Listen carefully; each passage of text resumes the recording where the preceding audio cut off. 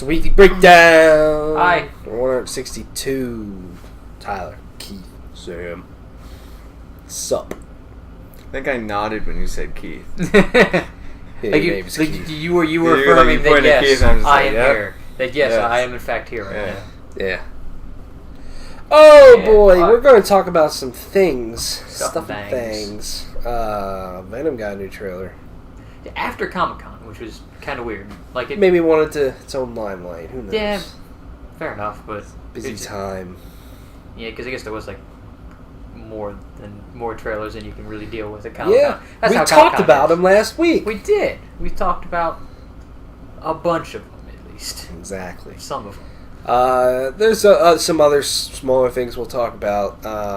Iron Fist, MoviePass. R.I.P. Maybe. A lot of interesting game sales as well that have been reported, and a lot of music stuff to catch up on. Woo! So we didn't talk about any of it last week, so... Anyways, what's up? You guys have anything else you want to talk about before we get into the Venom trailer? Not really. You've been watching, playing... Not really. Fucking eating... I mean, we did one of the raid layers in Destiny 2. We did. It was a blast. Fuck.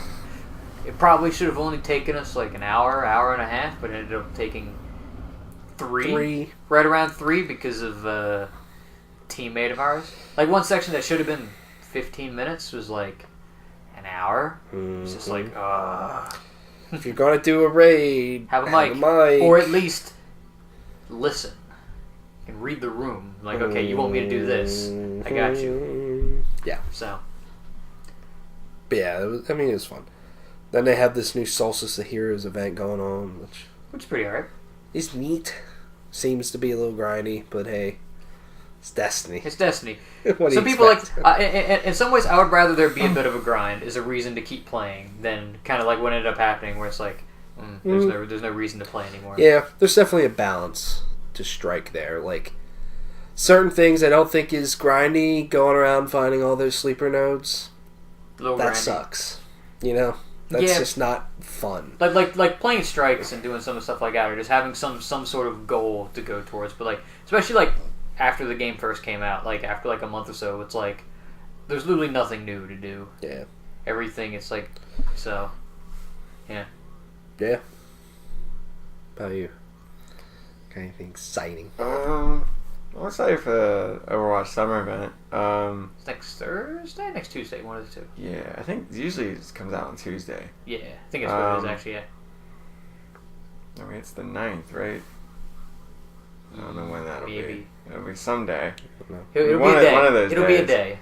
I think I might play through Mass Effect Andromeda again. Why? It's because I want to. Like, the first time around, it's going to be tougher the second time, but it's like, I just want to give that game another chance to see, like, to really go back and say, like, okay, this is...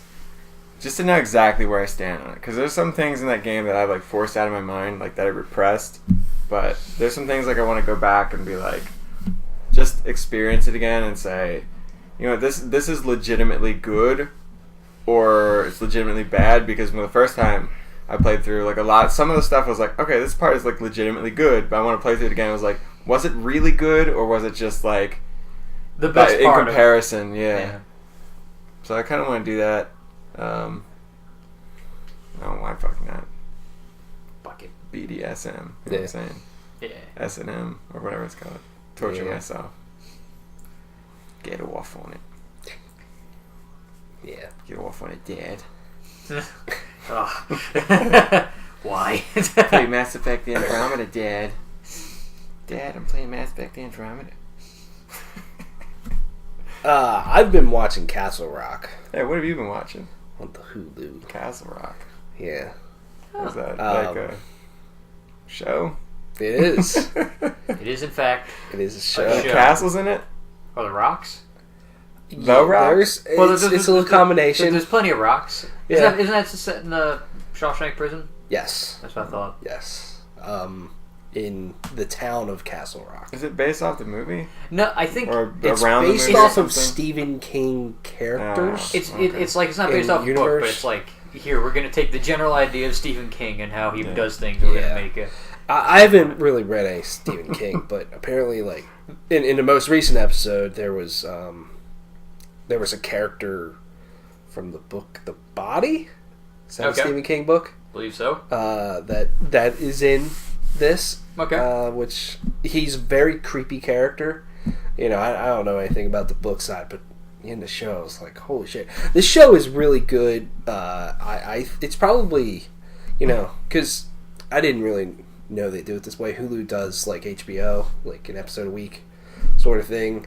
But like it's instantly available to watch. The whole season's available to watch, and up until the new episodes. And this show is actually very fucking creepy sometimes because it's got a lot of interesting things. Like there is this kid who the kid and the father disappeared. The kid showed up 11 days later. Nothing was wrong with him, but he doesn't remember what happened at all, and his father is like nearly dead. So then the town looks at him as like, what the hell? And there's nothing but like really crazy and kind of bad people in this town too. And then the main thing in the town is the prison, and the prison's super fucked up. And this, I don't really want to spoil something that happens in the first episode too, but it's good. It's good at building a lot of suspense and making you wonder a lot. So far, it's probably my favorite thing I've watched this year. I think it's good. I also have been watching that Sharp Objects on HBO with Amy Adams. Thought I'd give that a shot, and that's actually really good too. It's got this True Detective vibe from the first season. True Detective, like one thing that's amazing about the first season of True Detective with like Woody Harrelson, Matthew McConaughey, is the setting. Like it was set in like the slums of Louisiana, which that's not an attractive setting, but it turned out to work really well for it. And same with this, it's set in some fucking shithole town in Missouri. It's like that's it. Like the town's kind of like another character. Amy Adams is really good, and it's got a lot of suspense to it, and makes you wonder. There's a lot of creepy shit in that one too. A mom that's not cool. I don't like not cool moms. Just be a cool mom. And it's got, I haven't seen the movie, but I guess one of the kids from It, is there like a girl in It? Yeah. She plays the younger version of Amy Adams in like a lot of flashbacks, because Amy Adams' character isn't really in the right state of mind, pretty much, so there's a lot of flashbacks, and she had like a really poor childhood and all sorts of stuff, so she plays the childhood parts, and she's really good in it too. Yeah, she played Beverly, and I think as far as I'm aware, there's only one young female, like one girl, young girl in it, so I'm like, she's really good. I kind of, again, this is like the thing that I do where it's like I have like 10 different ideas of things I want to watch. I mean, I do want to finish Breaking Bad, but I kind of want to watch Star Wars Clone Wars, because I've heard a lot of people say good things about it, especially with there being a new season coming out eventually. Yeah. So I figured, why not? I think that's on Netflix. Star Wars Clone Wars should be on Netflix. Yeah, if I'm not mistaken, it is on Netflix. So watch that, and then maybe Rebels. I know Rebels is pretty good as well. So yeah, there's a lot of good stuff out there. If anyone hasn't seen it, Tom Segura's special on Netflix, Disgraceful, comedy special, very funny. Check that out.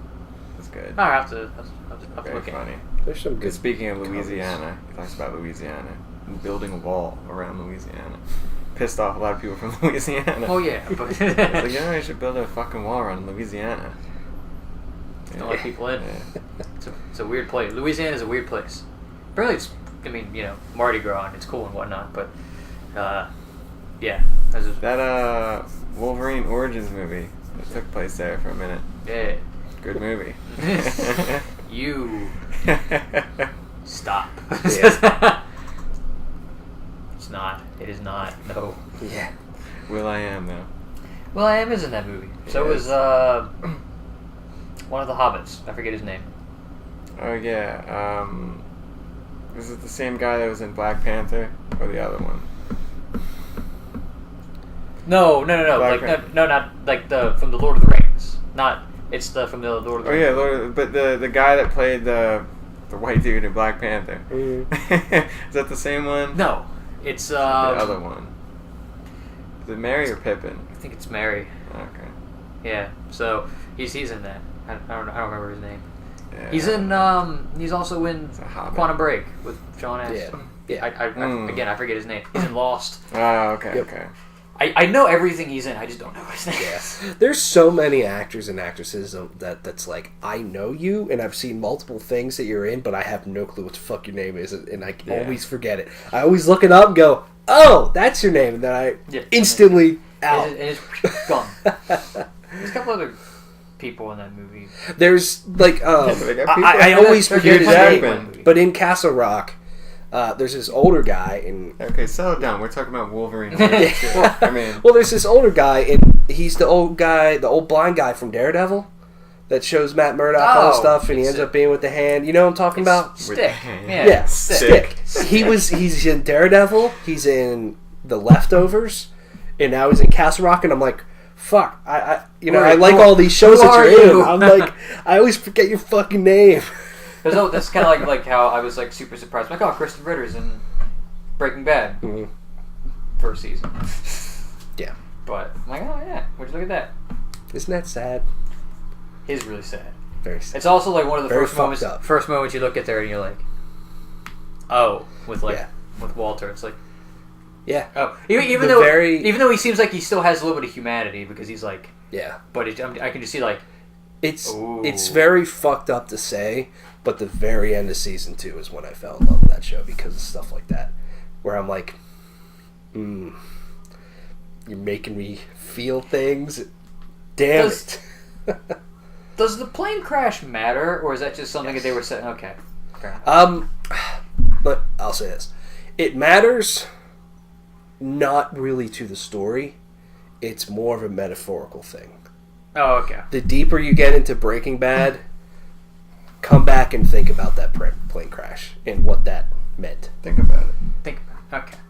It's because I thought the same thing. I'm like, that's how season 2 ends. I'm like, what? Okay. And then the more I got into it and thought about it, it's like, that's actually a pretty genius ending. Okay. Fair enough. That's all I'll say. That's all I was saying? Alright. Said I want to get, because there's only 5 seasons? Technically 6. Because 5th season's divided in half. Only 5. That's good. I love that show. It's my second favorite show of all time. Game of Thrones. I was going to say. I knew it was either Game of Thrones or The Leftovers, because I've heard you talk. I would probably go Game of Thrones or Breaking Bad, Leftovers. Walking Dead, I'm joking. No. Maybe Better Call Saul. Maybe a few years ago. Walking Dead. Probably. Maybe from like season 3 to 5. Maybe I'd throw it in my top 5, but anymore, nah. I'm okay. Better Call Saul comes back on Monday. I'm stoked. That's the other thing too, is that's another thing. It's like, boom, I finished Breaking Bad. It's like, time to start Better Call Saul. Vince Gillian legitimately said that this season there's like a big subplot that's going to start linking the 2 shows together even more than they already have. So I'm very excited for that. So, yeah, I watched some of the beginner episodes of Better Call Saul when it first came out, and I was like I'm assuming that there's something here, and then there was Tuco, and then I started watching Breaking Bad. I'm like, okay, and then Mike, and he shows up at the end of season 2, and I'm like, oh, okay, that's where he comes from. Yeah, like awesome. All right, like I think you could probably watch Better Call Saul without watching Breaking Bad. It's just it wouldn't mean anything. I would say you wouldn't get as much of the gratification of seeing like, oh, okay, exactly, sexual gratification. Yeah. Anyways, let's talk about this Venom trailer. Got a Venom trailer, new one. See a lot more Venom in this one. With a lot more Venom. Yeah, I don't know why I didn't notice it before. He doesn't have like the spider, which kind of makes sense in a lot of ways because he's not really connected to Spider-Man at all. But let's say this, and the percentage chance of this happening is like 0.000000001. But how fucking hype would it be if at the end this was connected to the MCU somehow, and you see like Peter Parker swinging in the distance or something? Here's the thing: there are like rumors that it is connected, but like it's basically maybe in like a post-credit scene because it's Sony. Basically, this movie is Sony being like, if it if for whatever reason it's like super ultra successful, then it's going to be like, oh yeah, this is separate, this is our thing. But then if it's like probably does what it will do and it's like okay, then it'll be like, oh yeah, it's connected to the MCU. Dude, how amazing would that be though? Because then you could have Venom in the next Spider-Man. You could, and then like, or you could do like the black suit thing, like, and then he goes back to Eddie after a bit. Like they're doing all kinds of weird stuff. Like they're doing, because I think they announced that they're doing the Morbius movie with Jared Leto playing Morbius the vampire. Oh yeah, I'm like, all right, that. like all right, make sure, whatever. Yeah, Leto. I had the same sort of reaction. I'm like, I mean, sure, whatever, and then I guess they're still doing the Black and Silver movie, but no word on that when that's happening. It's like Sony's like doing this thing, which granted maybe that's smart for them to wait to see how Venom does before they're like, let's build our own cinematic universe, let's do our thing. But you know, the one thing I kind of noticed more with each trailer is like Tom Hardy as Eddie Brock, just like it's a little weird. Yeah, like I feel like he's half playing like a drunk guy. Almost. Like, that's the vibe I get from it. Like, whenever he talks. I mean this is no offense to Tom Hardy. I feel like he is a better actor when he doesn't say much. Yeah. Like, I thought he was really good at Dunkirk, and he is fucking amazing at Mad Max.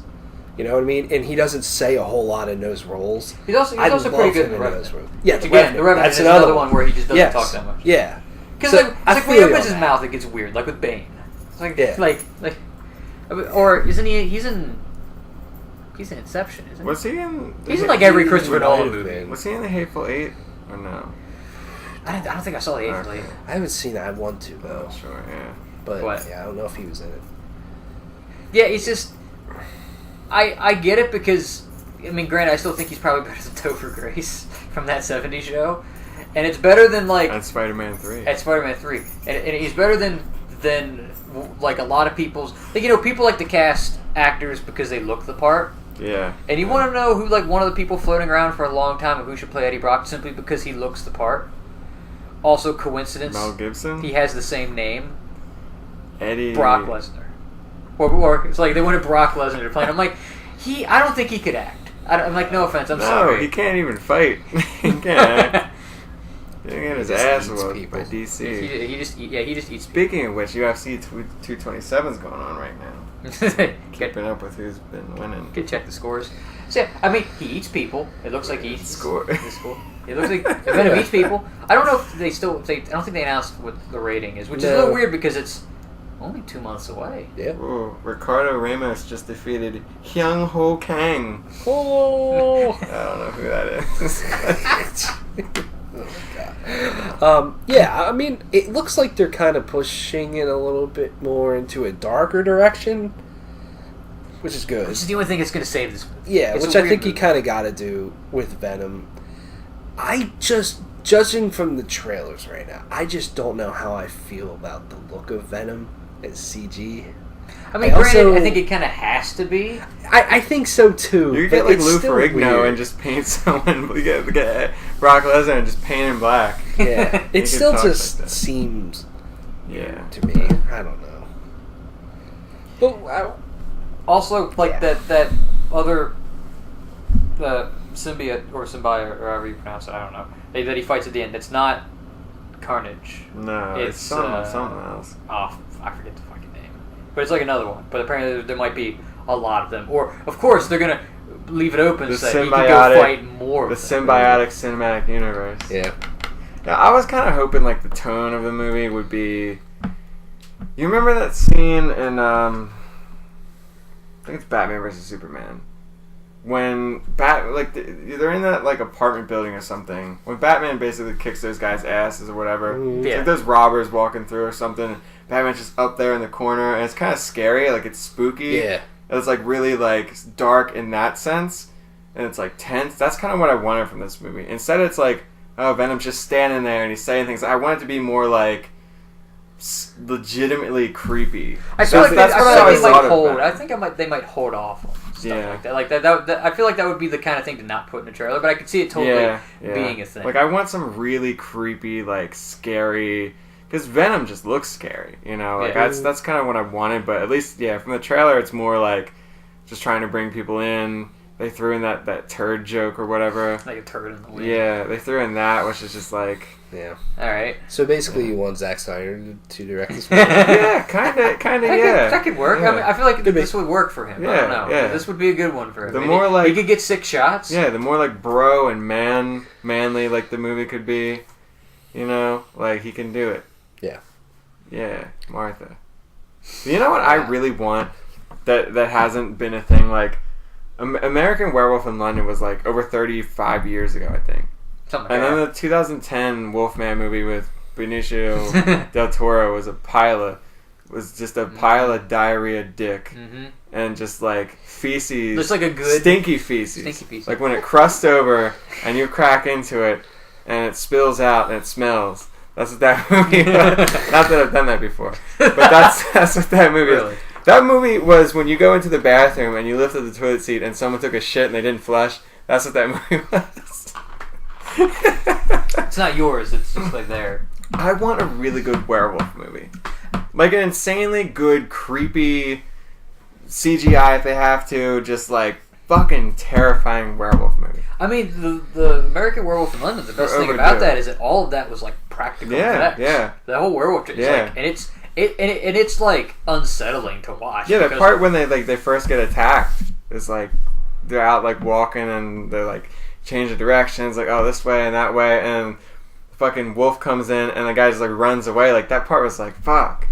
Like that movie is legitimately good, but yeah, just like you know Dracula and vampire movies, they look what Dracula Untold with like, with Luke Evans, wasn't that it? I don't even know. Yeah, but I remember that. Yeah, they Jesus had that. Christ. It's like they need like a serious werewolf movie because that would be awesome. I mean, Like, I don't want to wait around for the dark universe. If I don't think if that's that's a still thing a thing, anymore. I don't know. I thought they were doing an Invisible Man. I thought that was going to be the next one up after the Mummy, but I think they put that on hold for now I think they put because the the whole Mummy thing on hold, 'cause was the Mummy was hot garbage. the Mummy pretty much wrapped that whole thing up. Ooh,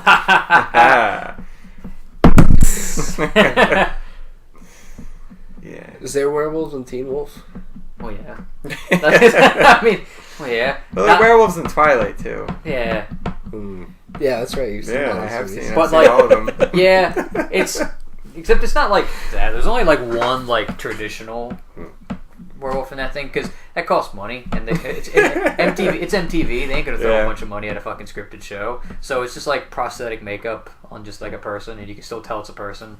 And like you deal with Also it. like some good werewolf action. Just like a scary fucking werewolf movie where the transformation is like holy shit. It's Like fucking crazy and it's disturbing and you see like a fucking werewolf mauling someone. like the Like first, just like overly graphic, shock value, creepy, just like everything that like a movie like that should be. like the Well, it comes out on Halloween. It comes or out- now around Halloween. Like that'd be perfect. like the well, I mean. The movies aren't the best, but the best one would be like the first Underworld was kind of like alright. Yeah. It did that alright, but then they kind of just But that was more went like nuts. there's a whole world of things. Like I just want one werewolf, like simple.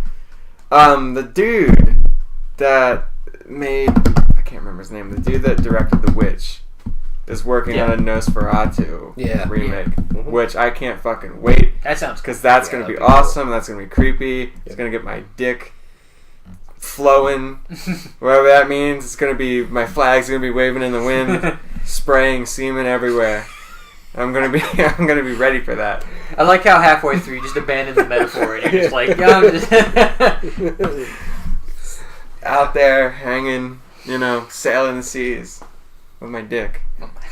Just Titanic, front of the ship, dick out, through the iceberg, because it's that hard. you save it. Just I impale the iceberg with my cock. Alright. Fucking hell. That's how excited I am for that movie. I didn't. I want some really good horror movies. Anyways, where is last thing on Venom? I kind of want to wait there. Where's your guys' hype level from 1 to 10? I'll say about 4. I reckon. I'm gonna say like a 5 or a 6. Yeah, Maybe. that's where I'm at. 5 or I'll 6. say about 4. I I want this movie to be really fucking cool. I just don't know. I don't know if I trust Sony that much anymore. Well, Sony made the first 2 Spider-Man movies. And then they made everything after that. Yeah. Okay, the first Amazing Spider-Man's, I think, is really good. Yeah. I like it. I almost like it better than... It's my second favorite one. But. Another really good Spider-Man movie with Doc Ock in it, man. Doc Ock. I mean, have they His said 8 who's the penises. villain for the next Spider-Man movie? Rey Mysterio. Jake Gyllenhaal. Supposedly playing Rey Mysterio. You mean Mysterio? Yeah, damn it! You got me. What? He's playing Ray Mysterio. I said, damn it. All right, no, he's playing Mysterio. I think there's another villain in there too. That there's like casting stuff that I saw a while ago. Rhino. Paul Giamatti is Rhino. I think it might have been Scorpion. Maybe I don't know. I could be wrong. Eddie Brock. Nah. Eddie Brock Lesnar. Remember the end of Amazing Spider-Man 2 with Rhino? Yeah. But Paul Giamatti. It's just a dude. Remember him in that movie, Big Fat Liar? Yeah. With Frankie Muniz, and he turned blue. Yeah. The guy in the pool. That was awesome. that was Amanda Bynes is in that movie. Yeah. Remember her? Yeah. Oh, fuck. Yeah. Before she went nuts. Yeah. These Damn. nuts. I mean, All right. no. Acorns. Moving on. Acorns in my ears. Some of these other things might not be a ton to say about them, but just kind of some interesting things. First up, something that we've asked for a little while is that some of these Marvel Netflix shows not have 13 episode seasons like they've all had. Iron Fist was a great example of that with the first season that should have not been 13 episodes long. They have confirmed that the next season is only 10. Whew. Hopefully that's good. That's good. I can understand not 8 because that was the one problem I had with the Defenders was that it seemed so brief. Mm-hmm. So 10 would be perfect. I mean you still fit the time because like they make like we have an hour. It's not like with regular TV shows like okay we have to worry about ads and whatnot and commercials. So it's like okay we have about 45 minutes or so somewhere around there, and and on Netflix like we don't have to worry about we can make it like an hour. And then it's like, do you need to? Mm-hmm. So then now, they'll probably still be like an hour, but it's like just 10 episodes and it'll work. Yeah. Yeah, and I mean, shorter doesn't always mean better. Like, Breaking Bad, most of the seasons are always... almost all the seasons are 13 episodes. And they're fantastic. And every episode is very fucking good. So that doesn't mean it has to be shorter, but I just feel like Iron Fist and some of these Marvel Netflix shows, like they are just too long. Whether you enjoy watching them or not, like I enjoyed watching Luke Cage season 2, but I'm like, this should have been 10 episodes. Like I can easily name 2 or 3 episodes. That it's just like you throw them out and it's really not going to change much of the story. Or the Punisher. The Punisher even suffered from that a little bit. Yeah, maybe not as bad, but like it's just like, did this need to take this long? Yeah, exactly. And I think part of the thing with Iron Fist is just the writing was so fucking atrocious at times to where like 13 episodes felt like such a slog to get through. But even then, I still feel like it could have been way shorter than it is. So 10 episodes, I really hope that it's good because Danny Rand was really good in the one episode he was in. Yeah, Luke Cage. Awesome. He was a lot better in the Defenders than he was his first solo outing. So I really hope this one's better. And what they're doing from the villain side sounds a lot more interesting. I hope... I mean, let's be honest. There's nowhere but up for this show to go because they started off so poorly. But 10 episodes, I'm pretty happy about that.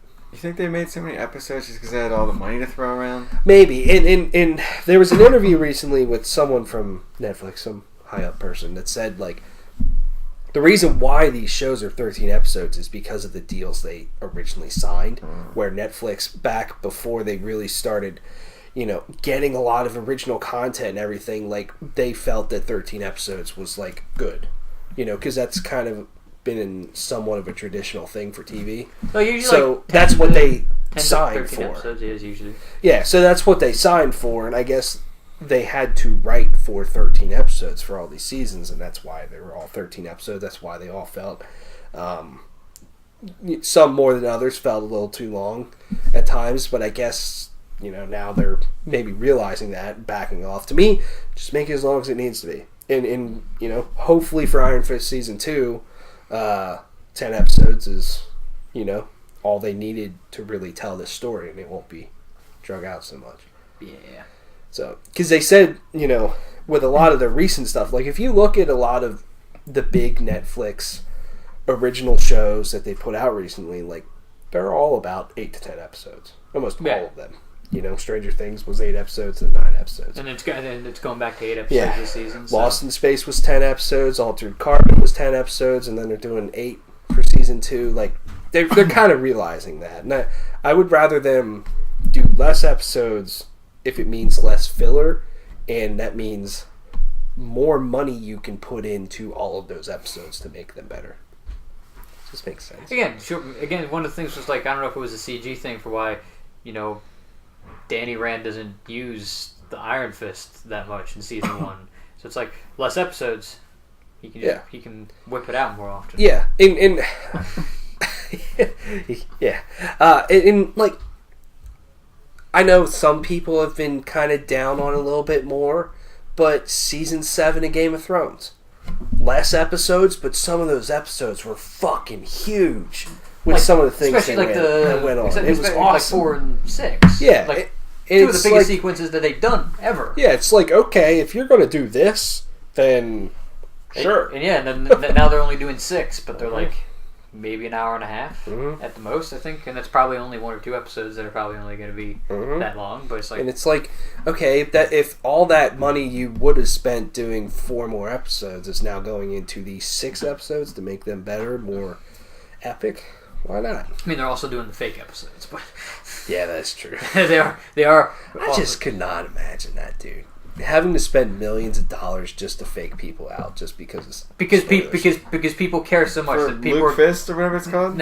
Game of Thrones final season. Like honestly, almost all of Season 7's plot leaked out ahead of time. Like you could find a synopsis, probably almost 6 months ahead of time. You can find a synopsis. Wasn't it based on the books? Well, they're past the books now. They're past the books, so now there's not like any sort of. So the show's doing its own thing, and George is writing his own books, pretty much. Yeah, I mean, probably some of the stuff will still probably if he actually does write them. I legitimately think he's just waiting for the show to end. Oh, I wouldn't doubt it. So then you can copy from the show and then put out the book. So that it's not like. He's not competing. He's not competing, but then also it extends the longevity of his thing. It's like, boom, here you go. Now, why put out Let's hope that's what. Because I think the last book came out right before or right around when Season 1 came out. It was 2011. So yeah, that would be Season 1. So 1 or 2. Right around when the first or second season came out. So it's like, oh shit. You know what I really like on Netflix is like a 10-episode Deadpool show. Like with Ryan Reynolds. That'd be cool. So you could do something different in each thing, because the movie is cool, but it's more you get to play around with different things. And Netflix is very push it, do as much as you want. So that would be cool. Just go, and he's like, and that way somehow ends up in another show. I mean, that way at least for him, it's like, oh well, I put out this show, and it's like, well, so he won't have to do a Deadpool movie. He can do other things, whatever. And that's kind of part of it. I feel like a show might be longer than a movie, but I don't know if you guys saw this. It was a few weeks ago that Netflix is outspending every single Hollywood studio this year, including Disney, on original content. All of them put together on original movies and TV shows. Yeah, they're making a fuck ton of money. Yeah, they are, but they're spending a lot more than they're bringing in every year. And I think they're in a lot of debt still. Netflix. Yeah. But it's I get what they want to do. It's almost like the Steam of fucking TV in a way. Not as bad. Not as bad. But Steam, there's some stinkers on. Yeah, I mean they just buy into a lot of shit and maybe it'll click. Like Stranger Things is probably a good example. They just kind of bought into Stranger Things and now it's one of the biggest TV shows out there. Yeah. Maybe there's something out there for everybody, in a way. But at the same time, is it worth it? Because you could honestly just spend money on this and then maybe take a couple of gambles. They have a lot of they already have a lot of shows that people already really respect. You have all the Marvel stuff. You have you have Stranger Things. You have Orange Is the New Black. You've got I unlocked my House of iPad Cards. and it came up to this for some reason. God. House of Cards. House of Cards. Yeah. Ozark. Yep. Again, there's you said Altered Carbon was good. Lost in Space, American Vandal. There's a lot of stuff. They have a lot, and it's like you could, just push like a few things. Yeah. I mean, granted, still push a good bit, I assume, just because then again, so they keep everybody. But it's like, no offense, there is absolutely no reason Netflix should be in debt. Well, I was just looking up because I knew it was a lot, but I want to get the exact number. But Dave Chappelle put out the 3 stand-up specials. 2 of them are already pre-recorded, and then one he filmed that was new. They paid him $60 million for that. Yeah. Which is Yeah. that's a lot of money. I mean, yeah, a lot of people watch that, but that's a lot of money. But it's like there's not $60 like an ad. Like, you don't make money off of ads. It's all like subscription. So it's like you. It's not like I hope they don't start putting ads. Yeah, that would suck. Because it's not like you have like a projected if enough people watch this, it's like here. Because this is realistically this is at least the minimum amount of money that we have. It's not like almost like any kind of other thing, like a TV show where it's like who knows how many people are going to watch it. So yeah. I mean, just to think about that though, because I brought it up earlier, but Mass Effect Andromeda, that game cost $40 million to make, and they paid Dave Chappelle $60 million. $40 million for a whole team to work on this giant thing. I mean, Dave Chappelle's awesome. He's fucking hilarious. He's one of the best comedians ever. But that's a lot of money to spend on something like that. And partially I think it's because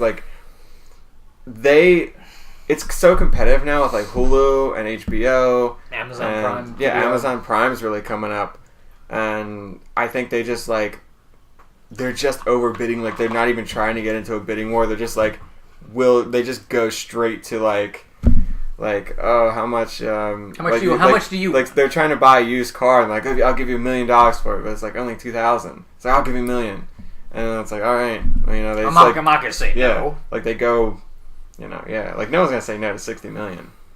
It's just, I just, because granted, yeah. Because again, Stranger Things is the one argument that you're always going to have against it. It's well, look at that. That again, that blew up, and that was supposed to be a nothing show. Sure, that drove a lot of subscriptions. Yeah. So and then I still haven't watched it. It's really good. That's what everyone says. I don't watch enough Netflix. I've been watching Planet Earth 2. Oh, that's been really good. Yeah. I like that. Yeah, I found this. Netflix Incorporated on this is an article here. Netflix Incorporated on Monday planned to raise $1.5 billion in debt. The second time the company is tapping the debt market in less than a year to fuel rapid expansion in original content. The video streaming pioneer, which raised $1.6 million in debt last October, has been spending aggressively on original content. Let's see here. The company also reported long-term debt of $6.5 billion at the end of the first quarter, and it said it expects free cash flow to be negative in the second half of 2018. Netflix has around $2.6 billion in cash. The company said on Monday it intends to use the net proceeds from offering for general corporate purposes. Netflix shares were up 1%. It's crazy how they can go out there and be like, we're not making money the rest of the year, and their shares go up. Where besides Stranger Things, what is their original content? I mean, they have all the Marvel Netflix stuff is technically their. That's technically original stuff for them. Yeah, it's technically original stuff. Isn't Orange that is the New Black. Oh yeah, there's House of Cards. Isn't the Marvel stuff some of that is Marvel, Disney? I mean, I wouldn't be surprised. So it's not entirely original. I wouldn't be surprised. I mean, I'm not sure what the licensing on that is. If when Disney starts their streaming service, they take that stuff with them. Yeah. I know some shows are gonna go. All the movies are gonna go, and I would assume if the new season is on Disney streaming service, I would assume Star Wars Clone Wars or Star Wars Rebels is going over there. Last Jedi is probably gonna. But at least in the sense that it seems like these shows specifically are part of a Netflix deal, so they might not go away. They are produced by Netflix. I think they said these shows are going to stay on Netflix. So, I mean, they are sending it that way, but they are making money. But then, we said earlier, there's they have the Ozark, which is apparently pretty good. It's most of what I see is they get movies in on the lower side was the Cloverfield paradox or whatever. Yeah, there's a couple of movies. And then they just did a movie with Michael Pena from Ant-Man. Yeah. It's called Extinction. It's like a sci-fi movie. They did that. Was it Bright? With Will Smith? Yeah. Which didn't do that well. Extinction that one? No, okay, never mind. Like it. I see them getting a lot of Narcos. movies, but I don't see like a ton of like. I don't like for the amount of money it sounds like they're pumping into this original stuff. I'm not really seeing a lot. It's because it's like they put the money into it, but then in a lot of ways, outside of the occasional show like a House of Cards or a Stranger Things. I mean, a lot of it is the headlines every month. There's what shows are leaving and coming to Netflix each month. But granted, that's F is for Family's original one. That's pretty good. Also, that's 90% of what their stuff is. Like, sure, I mean, at this point, they still have a lot of third-party stuff. Yeah, they do. Yeah, but next time IGN posts an article that says what's new to Netflix in September I usually try to check click on it, out. and probably at least half of it'll say Netflix original. Yeah. And but I don't know how much money they're giving to all these companies and filmmakers and all this stuff to put their stuff exclusively on Netflix. Yeah. Like I don't know how much that is, but I know they have a ton of series that they actually do. I guess the sort of the thing is that like I see a lot of that stuff, I'm just not interested whatsoever. Like a lot of it just looks like that's the thing. Like a lot of it is like it's a shotgun strategy. Exactly. Yeah. A lot of it is like a lot of the indie shit that goes on like PSN or eShop or whatever. That's like, do people need this stuff? Probably not. Yeah. Is one of them maybe really good? You never know. Yeah, a game shows up and it's like, boom, here's this game. It's also weird because I mean, granted that's like a business thing. You have to spend money to make money. So like, they make money off of advertising, which that's the thing. There's like Netflix advertisements everywhere, and they got these deals with like Comcast and T-Mobile and whatnot. So it's like, I'm assuming there is some money coming in there. Yeah. Like that's actually an interesting question. I wonder where more of the money goes. Like, is Netflix paying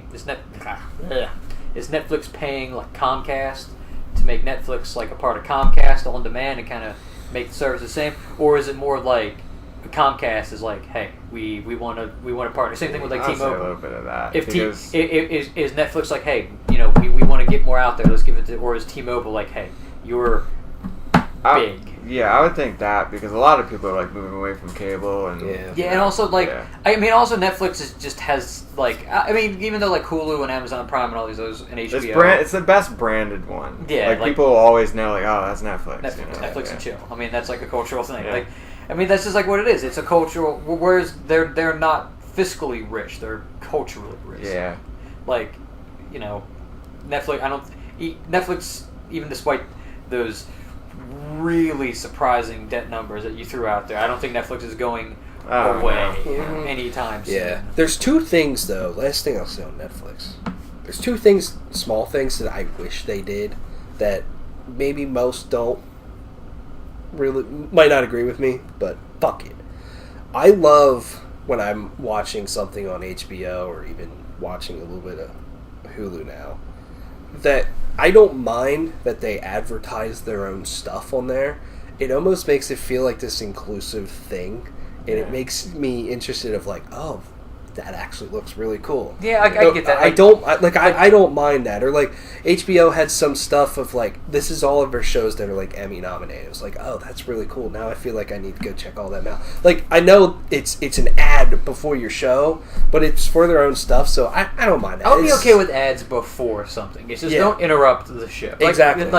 And the one thing, even though because my HBO ran out before I could watch it, like I would have no interest in watching The Deuce if it wasn't for that happening before like 100%. Every episode of Game of Thrones. 100%. I was like, oh, yeah, okay. Like, I wouldn't mind if they did that because maybe I'll find something, maybe all these things that go on Netflix that I'm not really going to check out, maybe I will now. Yeah. I think it would be smart. Last thing is, they should make it skippable, kind of like they do with the intro. Like, if you don't want to listen or watch the intro, you can skip it if you want.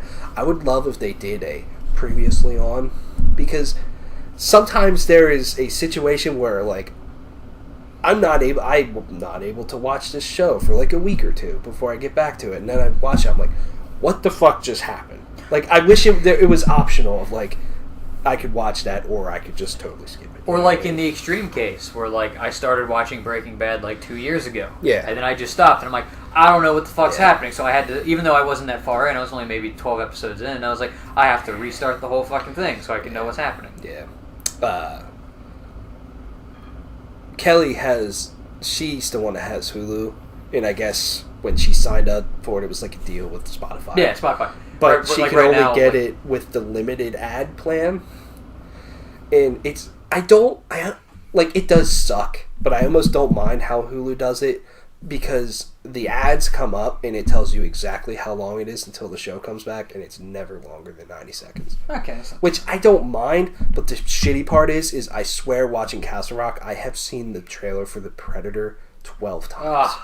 And that sucks. That movie looks... To see that over and over again... mediocre. Yeah, it kind of kills it, but it's not like when you're watching The Walking Dead and something cool just happened and now it's 4 more minutes of commercials. Yeah. You know what I mean? That really takes you out of it, but...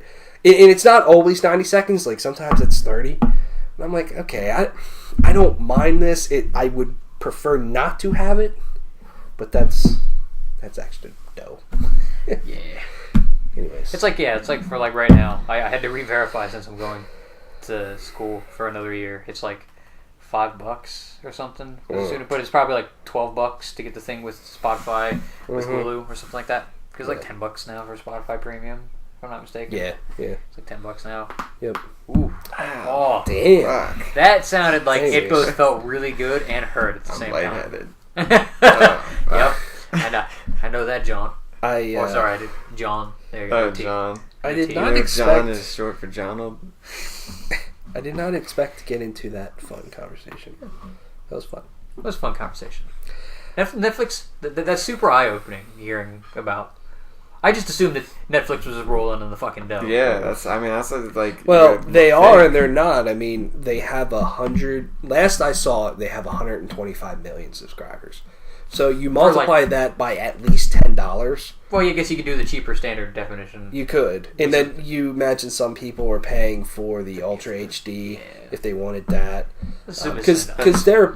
I mean, they are getting more and more shows that are 4K, which is cool. So if you want that, you can have it. So they're getting like $1 billion a month. Yeah, exactly. They're making like at least $1 billion to $1.2 billion a month, and it's like, that's a fucking lot of money. But then when you're spending that, spending like that money, it's just right back at them. Yeah, but the thing that like always sort of remember with that is that's not like, I don't know how to say it. Like, it's not real money. Almost. It's fake like money. It's just like.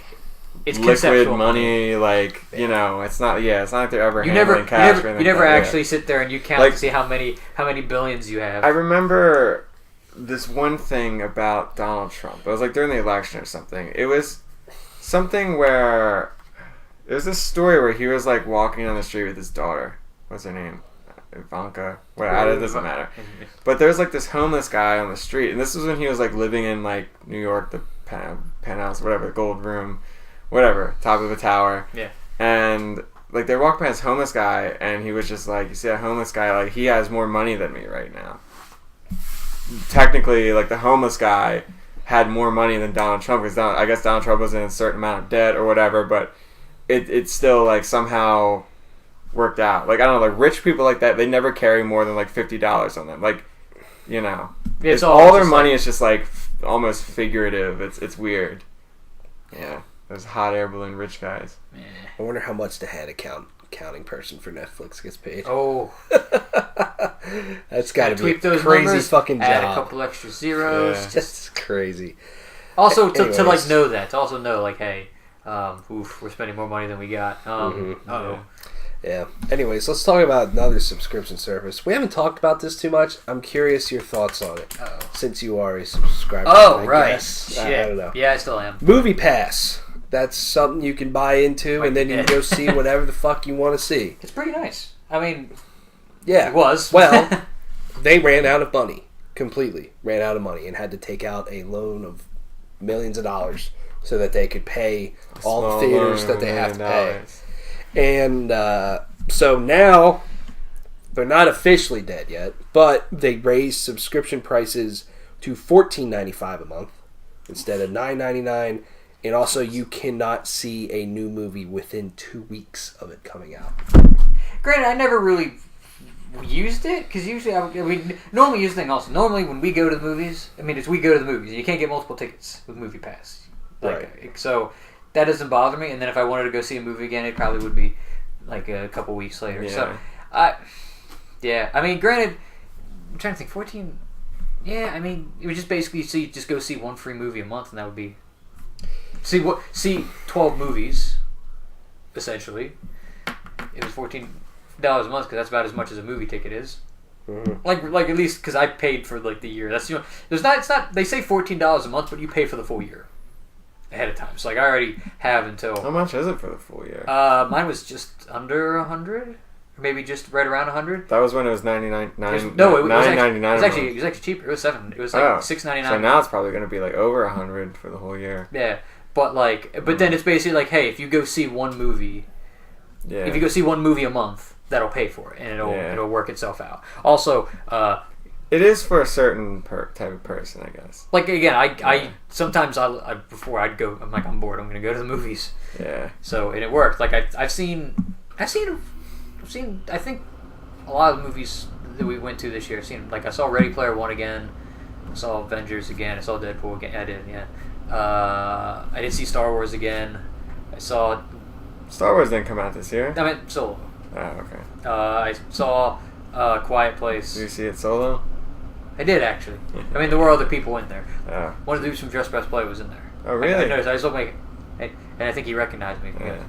But I think I need to see one more movie, and then it's worth it for the year. So... Because again, it's Halloween. Halloween, yeah. I'll probably go see that once or more twice. than once, yeah. Yeah. I guess if you don't mind waiting to see movies, a few weeks after it comes out, then it's still probably a good deal. Yeah, Mission Impossible. I could see that maybe in like a week, because then it'll be like a couple weeks old, or it might even already be 2 weeks old, and then boom. And you basically see it for free?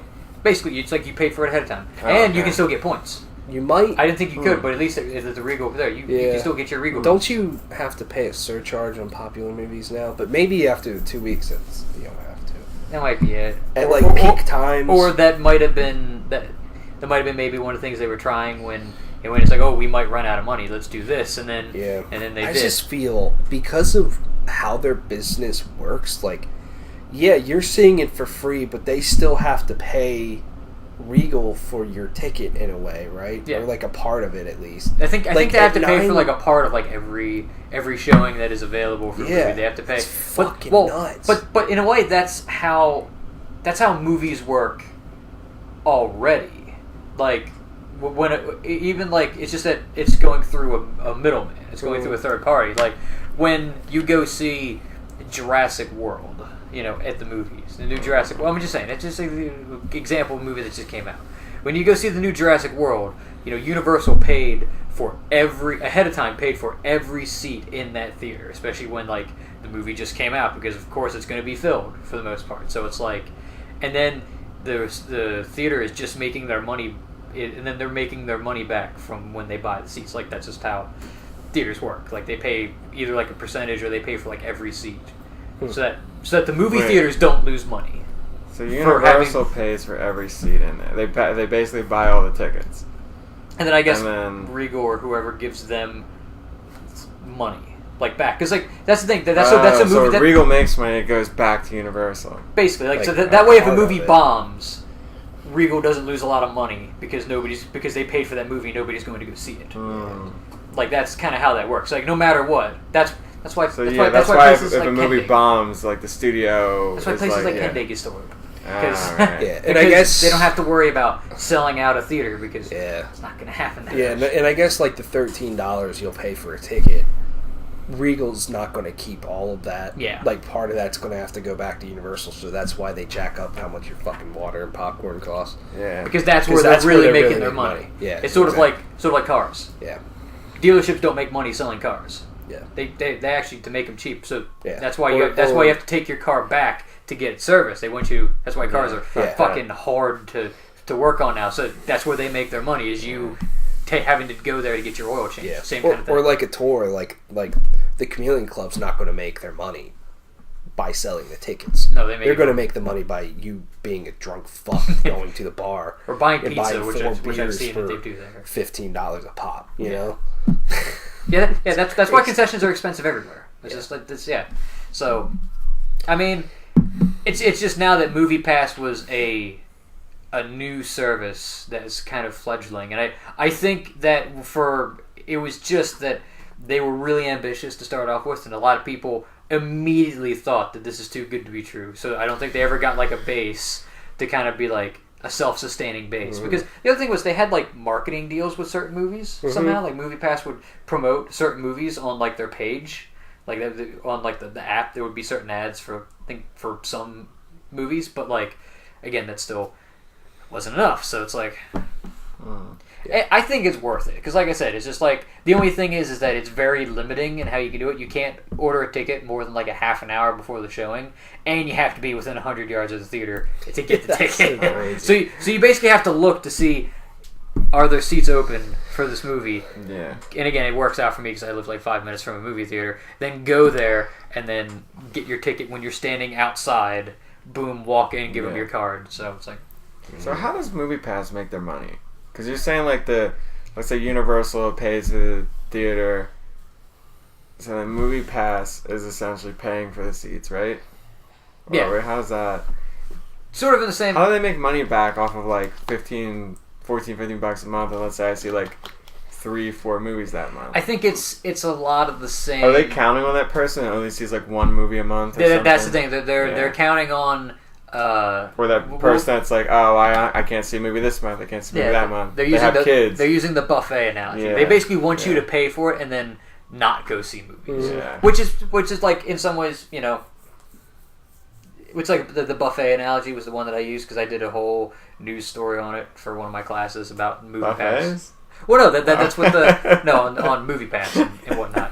But like it's a lot like Netflix in a lot of ways. You know, you put money out and then it's you know, and you hope to make some of it back. And it's just that again, Netflix kind of had this base ahead of time of we're just a movie rental back place. When and then they started mail DVDs and shit. So it's like same kind of thing. It's just that they just shot to the stars immediately, and then again they just didn't build a following base. But like it's nice because again after that 6th movie it's like awesome. Now it's like I can go see whatever I want, and does a movie look dumb? Who cares? I'll go see it. You know what I mean? Like I had a feeling that I wanted to watch Blair Witch the other day. Oh God! I had a feeling like I want to watch this movie. I looked on Netflix and it wasn't on there. I was like, so no, I'm gonna watch it. If it's available to me, I'll watch it again. But otherwise, no.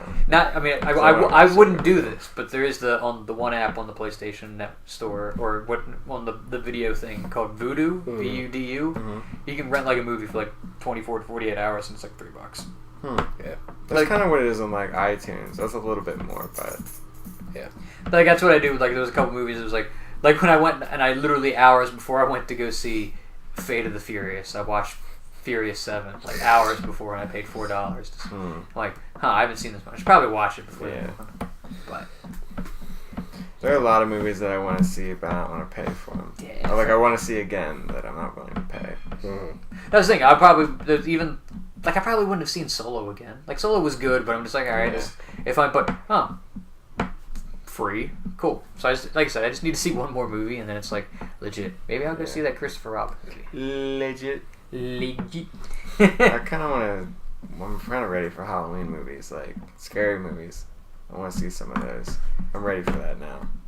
That Overlord movie looks interesting. The other J.J. Abrams one, with like the Nazi zombie one. Interesting. Yeah. J.J. Abrams is executive producer on Castle Rock too. I didn't know that. Yeah, that makes sense. Yeah. What's the one with like the carnival?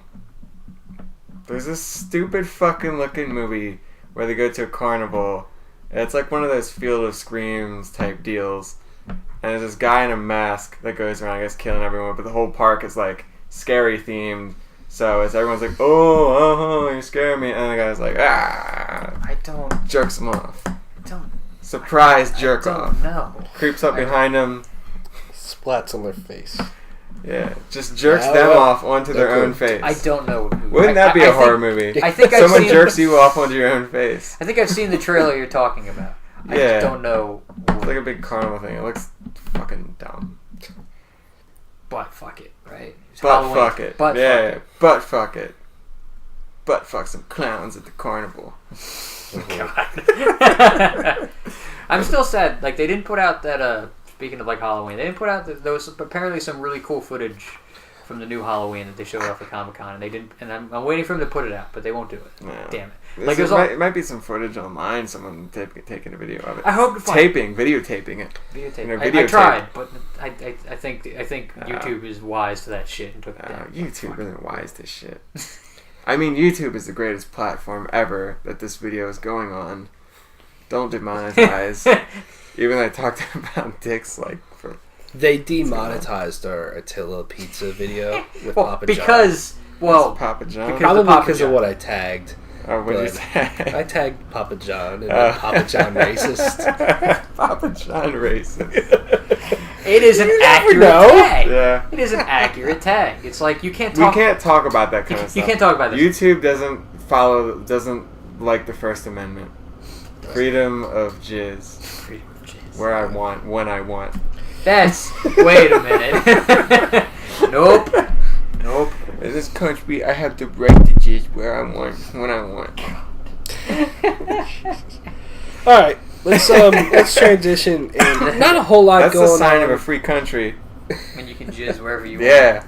That's my America. Not a whole lot going on in the gaming space right now, but there's some sales figures. What are you playing, gamers? That I think are kind of interesting to talk about. You've been gaming?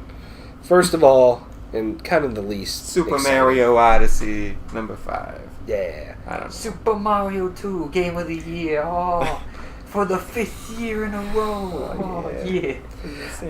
The PS4 has basically passed the PS3 now in sales. I'm gonna get me a PS3. 82.2 million units now. All right. Getting up there. I was surprised that the PS3 sold that many. Yeah. So I feel like the PS4 has been kicking ass, but it's like it's just now past the PS3. Yeah, in the past 3 months. PS3, that was 6-7 years? I don't think we've gotten that far yet. That 2006. Yeah, 2013. 7 years. I mean, I guess some people still sort of been buying them. Yeah, and then After maybe. I mean, it's a couple years. I mean, the fact that it's still selling faster. Yeah. I think the PS3 had like a bell curve. It sold really good at first because like PS3, and then people are I like, thought it didn't sell too well Didn't first it? because I it thought came out and the price is fucking up there. that might have been it. Maybe. Yeah. I don't know. I think maybe it started at first, then it sort of dropped off a bit, and it's like a zigzag effect. I don't know. When new games come out, they're just like economics. Oh, new Resistance. All I right, have a major in economics at the University of Kansas. Yeah. They sold 3.2 million PS4s in the past Kansas. 3 months, so that's pretty cool. But they expect to only sell 16 for the year, which is down, just because you're getting towards the end of the life cycle. Yeah, 16 million. Yeah. They But expect to sell 16 more. PS4 software sales up 36%. Yeah. And in this here, Sony has also said that the titles unveiled at E3 are receiving strong feedback. You showed 4. I mean, granted, there were 4 really good games, but it's like you showed 4. It's It's like like strong feedback. it's not like if you just It's like good feedback, bad feedback. It's just strong. Just Probably good. strong. I don't know. Nice Anyways, strong Like feedback. Zarya. So that's that. On the Strong flip side, feedback.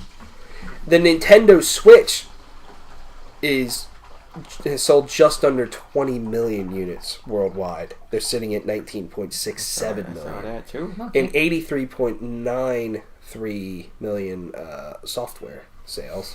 So it's- Um, every Switch owner has 4 games. Yeah, so That sounds about right. so the Yeah. Switch has completely blown the Wii U out of the water in terms of sales, and it's almost in just a little over a year sold as many games as the Wii U sold in 4 years. the next Just Dance is coming out for the Wii, I think. It is. Fucking Yeah. weird. Yep. And the Some Wii U. guy was talking about that at work. He's like, yeah, that's still coming out for the Wii. Yeah. I'm like, yeah, old people need to dance too. Yeah. It's crazy. But I thought this would be interesting. Nintendo put out a list of the top 10 selling Nintendo Switch games. Like Nintendo Switch exclusives or just games on the Switch? I think this is just their games because Okay. there's a lot of other games that have sold more than some on here, but they're not on this list. So this is just Nintendo games. I don't know what the bottom 5 would be, but I have a Would feeling number- about the top 5. At number 10, what do you guys got? Got one guess. Snippy Doo. That's not a Hands, Nintendo arms, It's I mean, it's on Switch, but it's not published by Arms. These are all first-party titles. arms. No, but that's on here. 1, 2, Switch. 1, 2. Mario Switch. Tennis Aces, Okay, that that's just came out, though. so already okay. on the list. But yeah, 1.38 million. I mean, it's fun, though. Yeah, number 9. Grand Theft Auto. 1, 2 Switch. No, but that's on here. Mario Aces. Arms. No. Legs. Donkey Kong Country Tropical Freeze, Okay. 1.4 million. Which I think is way more than the Wii version. So Yeah. crazy. Number 8. Crash. No. Sorry. Lego. I take that back. Mario. Xenoblade Chronicles 2, I was going to say Hyrule Warriors. 1.42 million. Not on the list. Not on the list? Okay. I figured Number I'd 7. Left 4 Dead. What's the other game that they... What's the other reboot? Yoshi. Kirby. Splatoon 2. Kirby's Fuck World. Kirby Star Allies. Kirby's Fuck World. 1.89 You stumbled million. on that. Kirby give you the suck. Yeah. Number 6. Nintendo games. Yoshi. Arms. Yoshi's Yeah. ass ram. ARMS has sold 2.01 million That is copies. fucking unbelievable. It kind of is, honestly. That game's no offense. That game looks like a joke. Yeah. I Number mean, it could be 5. a cool game. That's a great game. Great game. Game of the year Is contender it right there. Captain Toad's Island or something? No. 1, 2 Switch. 1, 2, Okay. 3. 2.45 million copies. Okay, I'm not even Crazy. sure what the next what the order is for. What the are we next at one. now? 4. Number 4. Mario Splatoon 2. Kart? Splatoon 2. Okay. 6.76 million copies. That's pretty damn good for that. Number 3. Mario Zelda. Kart. No. Zelda. Zelda. Zelda. No. Okay. Zelda. Does not sound well. Breath of the Wild, 9.32 million copies. This has to be the best-selling Zelda game. Oh It yeah. is. Honestly. I actually Like, looked that up a little while undoubtedly. ago. It is. That Yeah. I think it is unbelievable that a Zelda game is going to hit 10 million copies. Yeah. It's fucking First time awesome. ever. Well deserved. How, have you played more of it? I played like for 5 minutes at work the other day. It's one of those games I just like, just the way I am. I'll probably play it tomorrow, hopefully. But it's one of those games that I'm just like, I'm weird with stuff like that. Like if I play Mass Effect or I play Skyrim or a game like this, like I have to have hours to be able to sit down and play. Like I can't just be like, oh, I'm gonna Yeah. run here. Like I was playing it. I was on took a quick break at work the other day. And I played it like, you know that one town you go to and you have to like light that fire and light all the torches up to the place Yep. on the hill. Yep. I did that and I was like, oh well, fuck, I gotta get back to work. So I saved it and I turned it off. I'm like, I hate doing that. Like I want to keep playing, you know. Yeah, that's how I Yeah. was with that game. I would sit here all day and play Yeah. for like 6-7 hours and be like, all right, I'm good for the next few days. It's no and Mass Effect we're and Andromeda, but it's alright. good. Number 2, Let's Mario see. Kart. Mario Kart. Fuck! Mario Kart 8 I knew Deluxe. I knew Odyssey was number 1. I knew No, that. I thought like, in the Mario back of Kart my would be head. number 1. Mario Kart 8 Deluxe, 10.35 million copies. So Deluxe between Krabby Patty. this and the Wii U version, they've almost sold 20 million copies to this game. Pretty crazy. And then number 1, Super Mario Smash. Odyssey, 11.17 million. I think Smash will definitely be. I think Smash will probably overtake. Splatoon. I'd say even Zelda maybe. Maybe. I could see it overtaking Zelda. Maybe. I mean, Smash is just like I could see people who were like, I ain't fucking buying a Switch until Smash comes to it. Yeah. I mean, that's what happened with I the Wii. think both Pokemon and Smash will be sitting there at the 4th and 5th spot. Pokemon number 5. I I can't. see a ton of people Do you see buying it. Pokemon outselling Splatoon 2 at almost 7 million? I think I could. I could. Just I could because see of the Splatoon. name. I hope Zelda Not stays based in on the the top merits of the game, but just the name alone. I hope Zelda stays in the top 5. That's I just think it deserves it. Like, Yeah.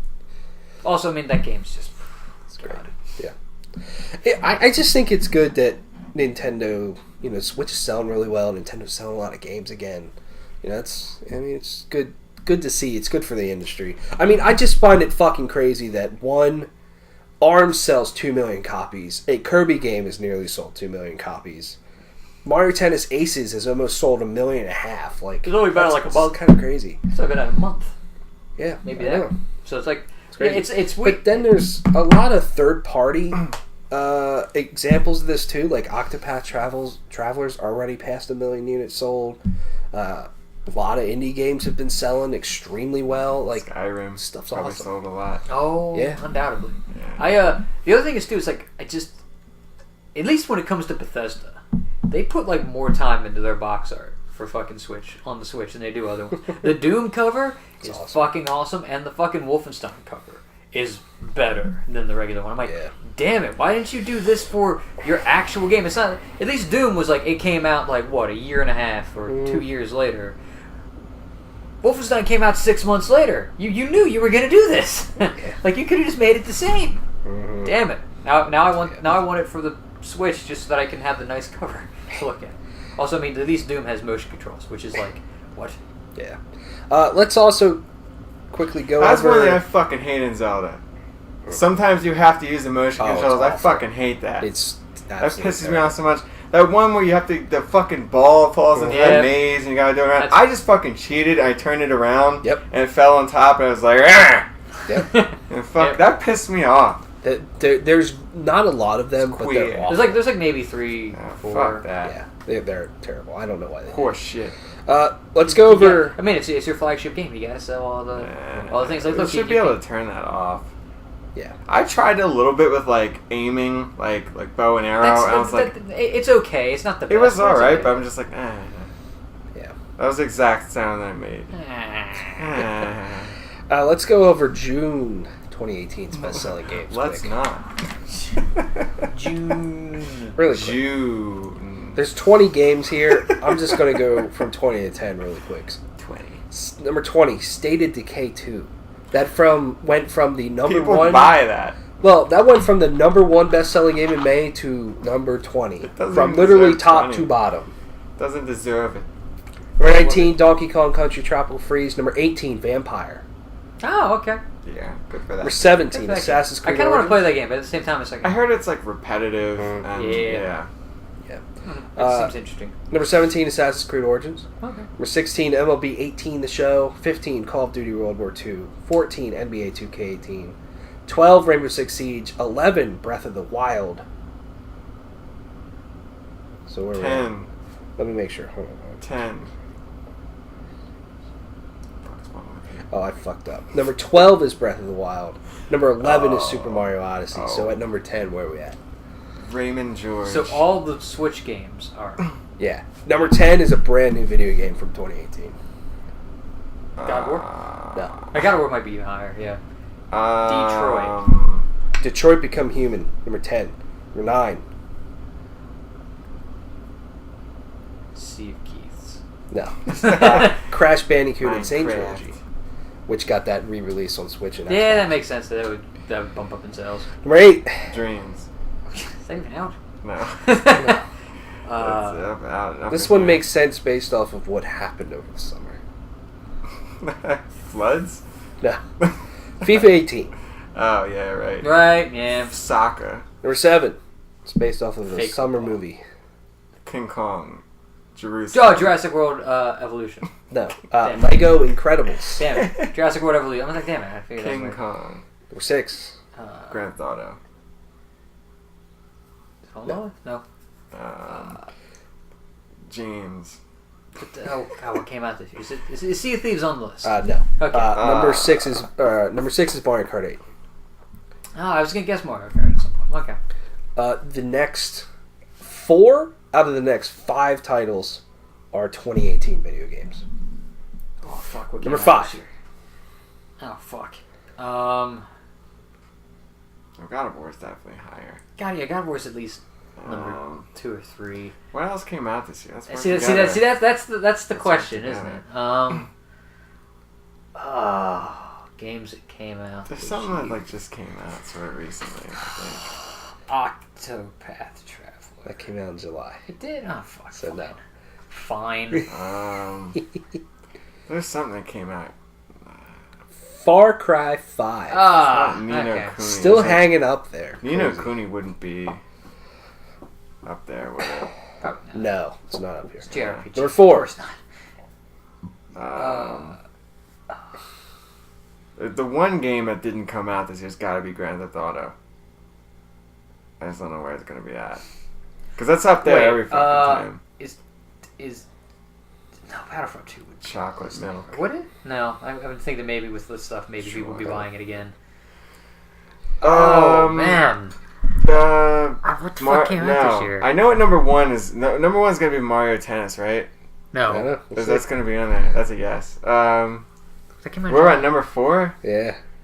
I'll just say God of War, just to get it out of the way in case it's not. No. Okay. It's God of War would be up higher. Not God of War. Not God of War. Games that came out this year. The Crew 2. Oh fuck. Okay. Jeez, why? I know, right? Why? Crew 2 at number 4. I got this. I think from this point. All right, give me 3, 2, 1. Grand Theft Auto, God of War, Mario, Tennis. Sure, I'll go with that for now. Yeah, that's correct. All right. GTA 5 at number 3, God of War number 2, Mario Tennis. I knew Grand Theft Auto was going to be up there. Taking the month. Taking yes. I think it's fucking awesome to see God of War still hanging up in the top. Yeah. That's just great. Grand Theft Auto, I can see that happening, especially if they're just doing that late night after hours update with Gay Tony's back. Mm-hmm. Why? It's his night. It's 2018. Yeah. Alright, let's talk some music. You can be Then we'll gay. skedaddle. If I was gay, I wouldn't care. There's a lot of interesting things that have happened recently in the world of metal. And Maytal. First Metal. of all, we got some new albums. Beyond Creation's going to release Algorithm Beyonce October Creation. 12th. Beyonce Creation. If you want the best tech death out there, listen to this shit. It's tight. Suicidal Tendencies is going to release Still Psycho after all these years, September 7th. Oh, okay. That's actually the title. Still Psycho after all these. Psycho spelled C-Y-C-O. C-Y. Is that how you would C-O. spell Psycho? No, it's No. P-S-Y-C-H-O. Yeah, exactly. Their first single is called Fubar, which I have not heard that statement in a long time. No, Fubar.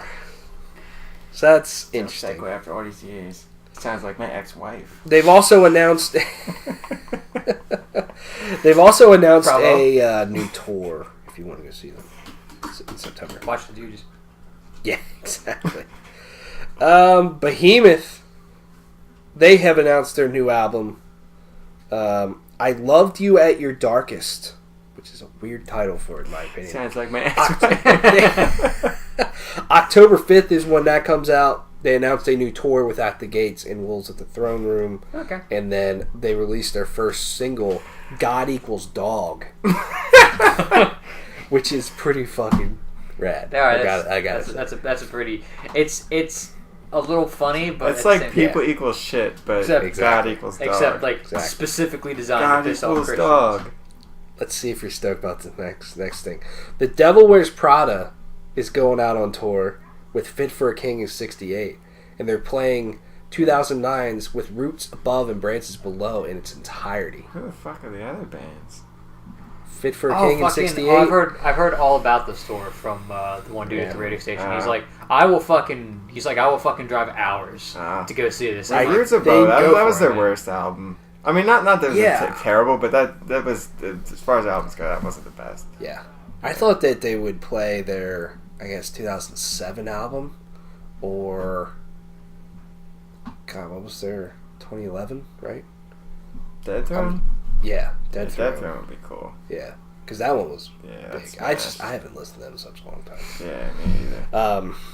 Well, if whoever wants to go to it, they're going to have to drive a very long time. Dude, that's what it is not coming. It's not anywhere coming remotely close. And that's what he says. It's like, I will go several hundred miles to go see this band. Probably the closest is going to be Cincinnati, Ohio. Yeah, that's like 9 hours, at least, maybe closer to 10. I've been listening to a lot of Code Orange recently. They're growing on me a lot. Yeah. Code Orange is fucking awesome. Dude, they hit so hard. I really enjoy that new song with Corey Taylor. Yeah. I remember listening to them all the way back when they had... They're Code Orange Kids? What are they called? Yeah. When they had their split EP with Full of Hell. That was the first time I heard them. That was way back. That band's gotten very popular. Yeah, they're definitely going to go places. They're from Pittsburgh. Pittsburgh. Yeah. The home of Pistons mustard.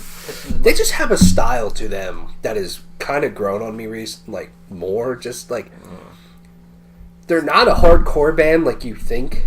You know, like they're not even really a metalcore band. They're just a fucking really heavy band. Yeah, like they're very weird. Guys stomping around. Yeah, like some of the songs on their last album are really good. Like I always get it's one of the more popular ones on it, but Bleeding in the Blur. Oh yeah. You know, I always get that chorus stuck in my head. Yeah, it's really good. What's the one song by them that I think it's Forever. Oh no, there's another. I Am King. I think it might be Forever. I Am Burger King. The one with I Am Burger King. I played it the one time. With that really crazy breakdown. I think it's it's not that. I'll play it after this. It's from like 2 albums ago, I think. Yeah. Okay. I think it might be like Forever or something like that. Forever hits like a truck though. Yeah. I'll have to double like check a after Ford this. truck. You remember how that guy in Godzilla in 2014, his name was Ford? Ford Brody? Yeah. I think we made this. Yeah, I think it was like remember Ford Brody. Ford. Yeah. Ford Brody. Not Kick Chevy. ass. His kick ass. You know what GMC stands for? Grab my cock. I was like, it's okay. I'm like, right. Yep. Speaking of cocks and big balls, I'm interested. As LA Dying announced a North American and European tour. They're gonna go on like a killing spree, or hiring people to go on a killing spree. It's just them right now. That's Nobody's sad. supporting them. Good. I mean, they don't need the support. I am super intrigued as to how this The whole turns thing is out. that I saw their one show they had, and Tim Lambesis sounded like a fucking crotch monkey. Like he sounded awful. Yeah. It's like he wore his ass out like 2 seconds in with his flabby man titties. Yeah. I mean, I don't know. I don't have sympathy for the guy. He did some dumb shit. I just don't know. They're just in such a tough spot because Yeah. if you put out a new album, like okay, you might get a pop, but there's still going to be people that don't like you. Oh, if you hit the road, people might not come see you. Maybe they will. Maybe they don't give a fuck. They want to hear As I Lay Dying live again. Yeah. But maybe you might not get that good support band to go out with you that will help push tickets too. Yeah. They're just in a shitty spot. Yeah, that too. I feel like they just need to go out there and try and keep doing it over and over again. And then eventually, and then hopefully they'll start turning heads. The more the message gets out there, the more that Tim shows that he's a totally different person and that he's never going to repeat those mistakes or whatever. Like who knows? But I guess you don't know where to go from here if you don't just try. Yeah. I mean, it's not even that like. It's not even like, oh, what Tim did ruined the band for me. Like, what he did was a dumb thing. It was really dumb. Mm-hmm. But, like, I can still jam them. It's just like I kind of moved on almost. Because they just weren't around for the longest time. Maybe if they put an album out, I'd be like, yeah, that's cool, but it's going to sound like As I Lay Dying. And I'm going to be like, yeah, that's cool. It's like a throwback, but it's like, I'm just not. I don't really want to give you my money, almost. Because I feel like, at least from that video they put out a while ago, where everyone's sitting around just looking depressed, like they all hated themselves, and Tim's there like, yeah, you know what, blah, blah, blah. Everyone's just like staring, just like, oh, what the fuck did I do? Almost like they don't want to do it. Yeah, and it's just like uncomfortable, and I don't know. It's just, I don't know. Yeah, it is crazy. Yeah, but I don't. The thing is, I don't really care, I guess. But I might jam the music that comes out if it's good. But yeah, I don't know. It's certainly interesting. Dick, but I won't fuck him. Yeah, I hope no one was planning on going to see the new tour that Arch Enemy was doing because they canceled all of it. Why? For reasons beyond their control. Trevor, what's his name? What? What's the guy's name? What's his name? Trevor something. No. I don't know if From Arch Enemy, I have no clue. No, not from Arch Enemy. The blues metalcore. Oh yeah, okay. Yeah, okay. he talked about him one Tino. time. Yeah. Yes. Who the fuck's Trevor? Yeah. What are you talking about? So yeah, The Red Toad. Deaf Heaven, they're going out on tour with a band called DIIV. Div? I have no clue. Never heard of them. Div is like, oh my god. Div is slang in the UK for like developmentally disabled. Is that how you would say that? I don't know, but just saying like div, like just the term div is developmentally disabled in the UK. I'm not trying to offend anybody. No, it's totally different. I think that's probably Latin or Irish. I don't fucking know. This tour's going to Jersey City, New Jersey. Who gives Not sure why the fuck they're gonna play with Bon Jovi. Guess so. Whoa. Here's a fucking banger that's not coming around here. The Black Dahlia Murders touring with a band called Ghost, G-O-S-T, and Skeletal Remains. But on select dates, they might have a combination of a lot of these bands. Pig Destroyer, Power Trip, Havoc, Ghoul, Chemist, and Midnight. Oh. And it's like, holy mother And it's not coming anywhere near here, is it? Nope. Where's the closest it's coming? Dayton, Ohio. Oh! Why is everything coming to Ohio? LeBron left. I know. Dude, no, he's building a school. Oh yeah, that's fucking awesome. Though. Yeah, it's cool. That is super cool. Yeah, Awesome. it is really Like he's like, hey, don't worry. Yeah. I mean, That dude's a legend. never mind. Michael Jordan never did anything like that. That's a conversation. That's I don't know. That doesn't really fit here. Yeah. Yeah. Why do I have to wait for celebrities to do shit like that? That's all I'm gonna say. Silverstein's gonna hit the road with Hawthorne Heights, As Cities Burn, and Capstan. They're playing their album When Broken Is Easily Fixed in its entirety. They're gonna mow the road. Hell yeah. Yeah. So there you go on I that. didn't know they were still doing stuff. Yeah, still Cool. grinding it out. Arsis, Decrepit Birth, Pyrexia, Internal Bleeding, Angel Maker, and Within Destruction are touring together on the Bloodletting North American 12 tour, which is a fucking death metal tour that happens every year. Yeah, I didn't know Arsis was still cranking it out. Pyrexia. Yeah. Pyrexia, yeah, they got a new album coming out too. Fuck right. I didn't know this band was still a thing, but Pathology's got a new vocalist. His name is Obi Flett. Obi Flett? Obi Flett. Obi Flett. Real names. No gimmick. I didn't know Pathology was still a thing. Yeah, me either. But Just remember that one. sure. I don't know. It was an album from a long time ago that I listened to. Yeah. I mean, they put out like an album like every year that sounded exactly the same. Is I Declare War still a band? Uh-huh. Really? Yeah, they Huh. are. They are. Wow. Corpiclani and Arcona are touring together. That's pretty cool. I mean, Man. kind of listening to like the same band twice, but Kind of. And then I've got 2 more albums and then 2 more news stories. Judas Priest. A band that's kind of gotten very popular. They're not my jam, but Beartooth is going to put out their new album, Disease, September 28th. Yeah, I listened to one song from it. It was catchy. It was alright. Mm-hmm. And then Monuments, speaking of gent, is going to put out their new album, Phronesis, October 5th. I know what one of these news stories is. Moving on to Gent.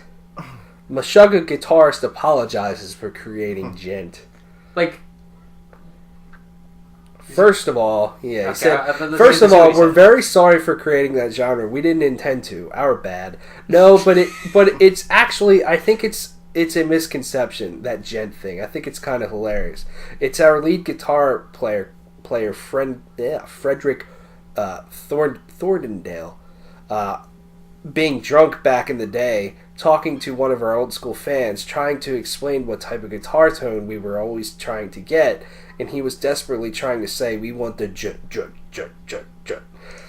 And the guy was like, what's he saying? Is that a Swedish word? Must be. Sounds like jut. Maybe gent? Maybe something like that. And that's where it comes from. A drunk misunderstanding, as always, with Meshuggah. When asked on how he would describe Meshuggah's style, he said, heavy experimental music. I don't care if it's progressive or not. It's heavy, and that's the most. Pretty much. That's what he said. So, gent is created by a drunk guy. by a drunk man. is funny. It is funny. What I find funny about Gent is that Meshuggah was around for a very long time before Gent became a thing. It only really became a thing like, 2010, 11, 12? Yeah. Maybe is when it really became popular and was like, that's Gent. And then there's all these Gent bands all over the place. And now it's a thing. Like, it is stuck. It's weird. But I just find it funny that Meshuggah was around for nearly a decade before that really became a thing. And they were around in the 90s. If I'm mistaken. So, 1997. But I don't really think of Meshuggah as a Gent band. Nah. Just because I just feel like there's so much more than that. You know. I would just call them a very heavy, like, progressive band, probably. Papa John was in a Gent band. Yeah? Well, was it good? It was racist. And then the last thing... And then we'll like, you know how, like, Gent bands are, like, something plural? Like volumes or, I don't know, like... Numerics. His band is called Racists. Jesus Christ. Hey, I didn't say the shit. He was on the conference call, not me. Oh, God. Last thing, I just think this make for interesting discussion here. Metal Blade owner Brian Schlegel predicts the next generation of headliners in heavy metal. So Slayer's going away, Ozzy's going away, Sabbath went away. There's a lot of big bands going away. So I guess he was asked about that. What do you say? Ozzy's on his last tour, Slayer's on their last tour. So you need bands of that kind to get to that next level. Oh shit. Seeing a band like Ghost, for example, they're going to play the Forum in LA and the Barclays Centers in New York. And they're trying to make that leap up, being the next level arena band. And I know bands like Amon Amarth and Mastodon and Lamb of God are doing the same thing. So I'm excited about that. As a lot of people worry about who are going to be the next headliners, I think they're coming up in the ranks. And once there's room, they'll come up as well. So he kind of said a lot without saying... Amon Amarth was coming up? Yeah. Well, I mean, like, being able to play, like... Oh, I mean, I guess getting that big, but they are pretty fucking huge. But could you guys honestly see Amon Amarth doing an arena US? I could see arena. Not I could US. see stadium. Like, I could see maybe, like, eventually... In Minnesota, yeah. Because there are a lot of fucking Norwegians in Minnesota, Swedish people. I don't know, like I could see, like, I mean, I think it's not outside the realm possibility of, like, eventually being, like, the Wells Fargo Center. Maybe. I mean, we've seen them. We've seen them twice at the BB&T. Mm-hmm. The one time it was the closed off thing, but I mean, everybody that was there was digging into it. But they weren't the headliner. They weren't the headliner, but I think that, but like people that were there were into it. I mean, the place wasn't desolate. Ooh. So I mean, I need to see them. You do. Yeah. I want to. That's one band. I mean, I think they're working on a new album, so you gotta imagine they'll be around sometime next year, maybe. I'm gonna throw a band out there. Fozzy. Fozzy's a band. I don't know if they're super huge. Yeah, an arena headlining band. Chris Jericho, he's gonna suplex. Yeah. Here's my one thing. Don't get me wrong, Amon Amarth's very popular. I'm going to get you wrong. They've gotten a lot more popular, especially, you see that stage production every time. It gets more and more huge every time over here. Yeah. Lamb of God's fucking huge, and they can draw a crowd of thousands in any city. Yeah. Mastodon's getting up there. They get more and more popular they were on with Jimmy every Kimmel album. last year. Yeah. They do. Do I see any of these bands being able to headline an arena tour like Slayer? No, I don't. And to be honest with you, a lot of these bands I think are as big as they're going to get. Like, Lamb of God's been this big for a long time. Yeah. I just feel like if they were supposed to go to that next level, they would have fucking done it by now. Because Lamb of God has been touring on Mayhem Festival and Metallica, with Metallica in all these massive bands for fucking years. I just feel like they would have been up here by now. Now, I'm not, like, they've obviously been extremely successful. I'm not trying to say they're not.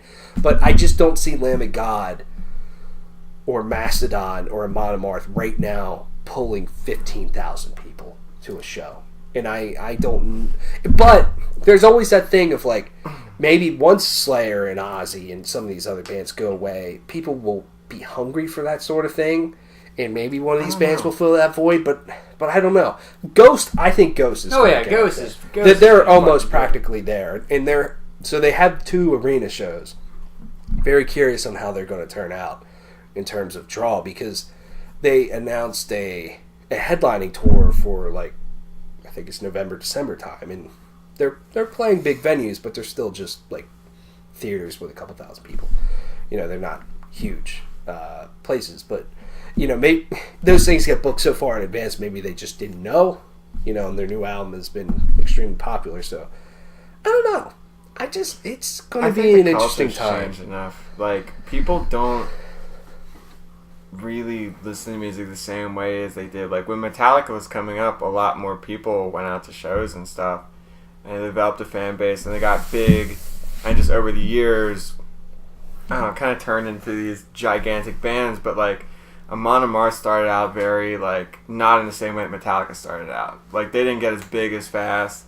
And Lamb of God, they're more bands that are, like, not underground, but they could be associated with people that are more underground. Like, I don't think they're ever going to get to the level of, like, mainstream, but also I think it's just people don't really... I think it's just the culture's changed almost, like with Spotify and stuff like that. So I don't think, like, they could be if you took Amon Amarth, like, at least in terms of their popularity or whatever, and that trajectory, and put them back in a time like when Metallica came around or something like that. Maybe it could be bigger. Like, by now they could be huge, but I think just where it is now, I think there's only so big as you can get so big, unless you're a band that's really accessible or really, like, friendly in the mainstream in ways. That's probably the big issue. Is, like, especially in terms of Lamb of God and Amon Amarth, they're not really marketable. As well as, say... You're not going to hear them on the radio. I just don't think a mainstream is really ever going to accept bands like that. Maybe, like... Again, because they're getting more popular on the radio. Maybe eventually. Again, this may be like... And this is, like, even then out there, like, Mastodon was the idea. Like, because, they're, already super popular and they're on the radio. I hear them on the radio a lot. So it's like, that could work. I just don't... Yeah, it's just... I totally get what you're saying, and I agree with you. But at the same time, like, I don't want to really put a cap on somebody just being, like, heavy and not being able to go to the next level. Because, like, look at... yes, they came up at a different time, but, like, Slayer has remained huge for fucking ever, and they're a very heavy, not marketable band really at all. But I think it's also, the sort of thing of the culture where... Not that there was almost more of a cultural outcry for something like that wasn't this thing. Whereas now that sort of there are dozens of bands that fill that void that Slayer would have filled in terms of the music that would draw people to them. Whereas now there's not, like, there are a lot more than just a handful of bands like Slayer or Metallica or. It's or more bands saturated. Like that. It's a lot more. The scene is a lot more saturated, so it's hard to do stuff like that because that was like that's the argument is like. But I do feel like, and I don't know who it would really be now, but maybe sometime in the future, like, there is a place for a fucking super heavy band to come out there and just light everything on fire, like Slipknot did, for example, like.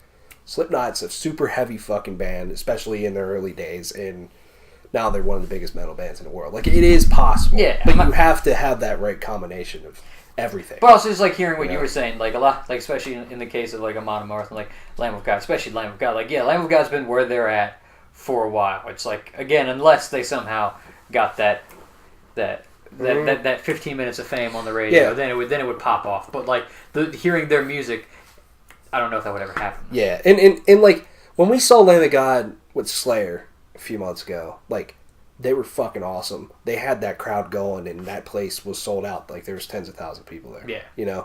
And, like, they were great, and they really fit that very well.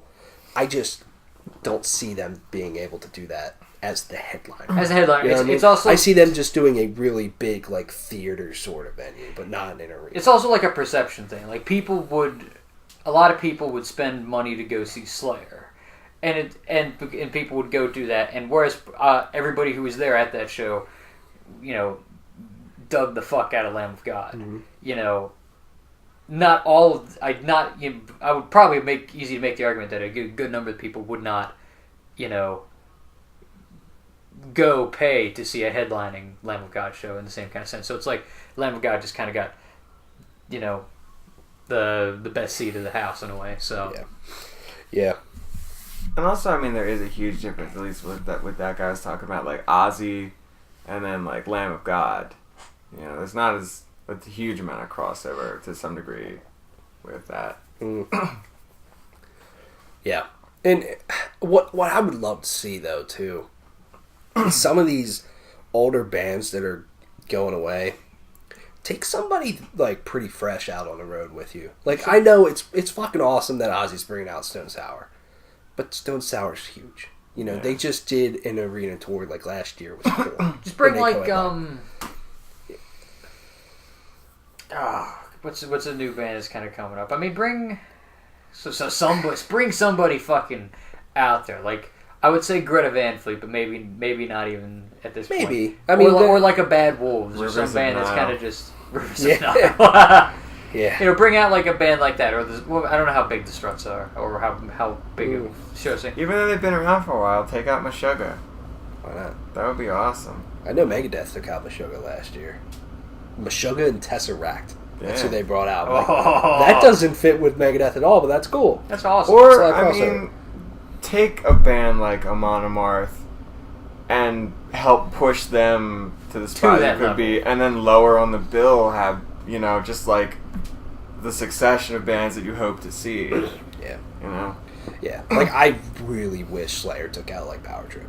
Yeah, it'd be awesome. Havoc, Warbringer, or somebody like that. If, like, Code Orange. Like, we're an older band going away, but... I can kind of, like I wish they did. I could kind of understand. Like, I don't know. Like, maybe put them, again, like a small stuff at the beginning of the show. Because I can understand, like, this is our last tour. Let's bring in, like, you know, all of our favorite people. Yeah, that's kind of what I get that too. I think the one band though that I think is just genius that they brought out was Behemoth. Oh, that's and I think it's genius that Behemoth's now putting out their new album and going to do a headlining tour. I think that'll just be fucking huge for them. You know, like it's gonna help them a good bit. Because I think Behemoth blew away a lot of people. Oh yeah, they blew me away. They blew me away. They blew me the fuck away. I mean they were really good. Yeah, it's going to be an interesting time over the next maybe 5 years or so, just to see in metal, how things... to see who rises up and can stay up there, sort of thing. And also you have some, like, the festival culture in the United States is changing. Like Warped Tour's going away, Man Festival went away a few years ago, and a lot more of these just single city destination festivals are cropping up.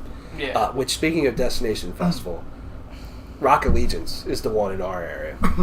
Avenged Sevenfold was headlining with Limp Bizkit.